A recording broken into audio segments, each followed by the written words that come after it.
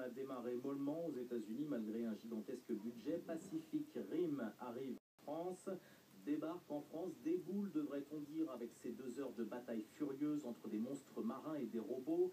C'est Guillermo del Toro qui a réalisé ce film. Un navet, devrait-on dire. Laurence Perron. Pithias, mais pourquoi les grands studios infligent-ils de telles épreuves aux spectateurs?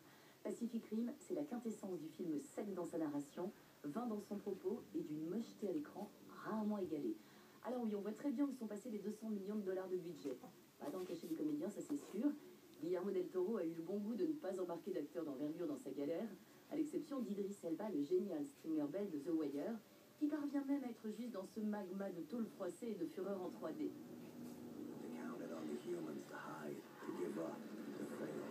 Les 200 millions ont sans doute été engloutis dans la fabrication de ces kaiju, ces monstres parents de Godzilla, d'incroyables créatures venues venger 65 millions d'années après la disparition des dinosaures.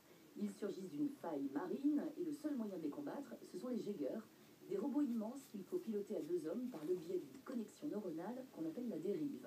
Ah ça c'est bien le jargon, ça permet de masquer la vacuité de ce qui est à l'œuvre.